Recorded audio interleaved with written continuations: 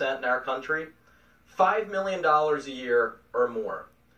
So the Mr. Potter we have in the White House these days is going to be pretty happy, and his family is going to make out.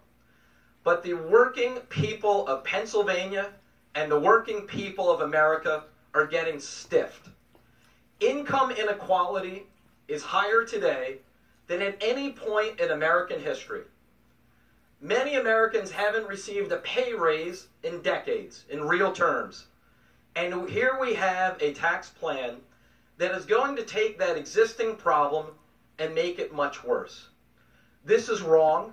This is unfair. It does nothing for the hard-pressed, hard-working middle class of our country who deserve a pay raise. Let's give them a Christmas gift. Let's give them the happy ending that they deserve, the Hollywood movie ending. Let's say that the Mr. Potters of this country have had it damn good for the last 20 years, and let's help out the George Baileys, especially at this Christmas time. Let's say no to this tax bill. I yield back. Gentleman from Texas. We reserve our time. Reserves his time. Gentlelady from New York.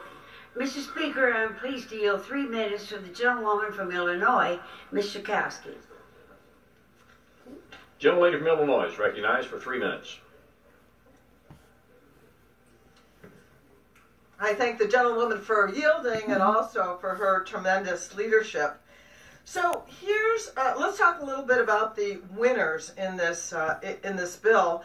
And I think it's interesting to note that if you are General Electric, since 1990 to 2017, you have contributed to Republican campaigns $20 million, well, over $20 million. And what you get back in tax relief from this legislation is $15 million, actually almost $16 billion over the life of this bill. Let me see if that's right. Yes, it's a B. It's billion dollars.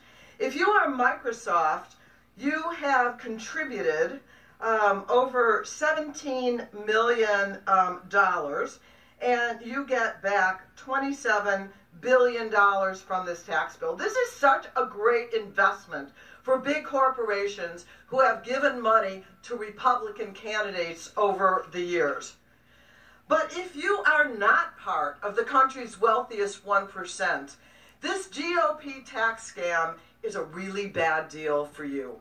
It's especially bad for America's senior citizens. This tax scam raises premiums for those 50 to 64 by 10%, an average of $1,400, and the deficit it creates will require, under the law, $25 billion in a Medicare tax cut next year. Next year. Now we've heard the Republicans say, "Oh yeah, well we're gonna get that money back." In this bill, there is a $25 billion cut in Medicare next year, and that's only the beginning. It gets worse.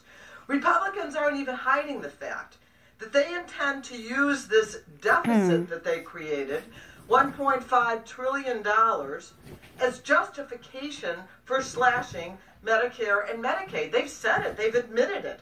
They're even talking about raising the age of Social Security eligibility in order to give these tax breaks to the rich. Seniors should not have to foot the bill for a tax scam that gives 83% of the benefits to the top 1%. American seniors deserve a better deal. And so do 86 million families who would see a tax increase as a result of this scam. And so to my Republican colleagues, you really do have a second chance because the bill got messed up, mistakes, done so fast, done in secret. It's coming back to us today, so you have a second chance to do the right thing. Please take it. Vote no. Gentleman from Texas. Mr. Speaker, at this time I'd like to yield 3 minutes to the distinguished gentleman from Indiana, the chairman of our policy committee. Gentleman from Indiana is recognized for 3 minutes. Mr. Speaker, today is an exciting day for the people of Indiana. With the passage of President Trump's tax plan, working Hoosiers will see more jobs, bigger paychecks, and a fairer, simpler tax code. The scare tactics of my Democratic colleagues come from a tired playbook written decades ago. It's old-style class warfare politics, tired arguments that are just not true. The proof is in the paycheck, and the truth is that an average Indiana's family will see tax cuts of between $1,000 and $2,000 under this plan. Let me say that again. Despite the rhetoric, working families will see a tax cut of between $1,000 and $2,000 under today's tax plan. Child tax credits will double to $2,000 per child. The standard federal deduction will double too. We get rid of the unpopular and unfair Obama individual mandate tax, Obamacare individual mandate tax. So now Hoosiers will not be taxed depending on their health care decisions. Job creators will see tax cuts too, making America's small businesses and America's big businesses competitive in the global economy and better able to create good paying jobs. All of this is good news for Indiana's working families. With today's tax cuts, help is on the way. Thank you, Mr. Speaker. I urge my colleagues to support this bill. Gentlelady from New York. Yes. Mr. Speaker, I yield myself for such time as I may consume. Gentlelady is recognized. The Trump White House released the National Security Strategy Report on Monday, and it pointed out, and I quote, "The national debt is now over $20 trillion. It presents a grave threat to America's long-term prosperity and by extension our national security," end quote. So what do we do about that? We're going to add $1.5 trillion more. The overwhelming majority of expert analysis shows that even with growth taken into account, this bill will cause the deficit to skyrocket. It isn't just a threat to our economic security. According to the White House, it is a grave threat to our national security as well. The bill in front of us costs $1.5 trillion and includes permanent tax cuts for corporations, but temporary ones for individuals. So who do you think was going to lose those first? It's really very troubling, I think, too, in the idea that looking ahead, what we are going to be dealt with. And we understand already that next year the cry will be, oh, look at this debt, this is awful. We're going to have to cut spending, and entitlements will be the place where the Republicans prefer to go. So let's prepare all of our senior citizens on Social Security and Medicare and Medicaid. Of course, that also hurts the ACA, that they're going to be on the line next year.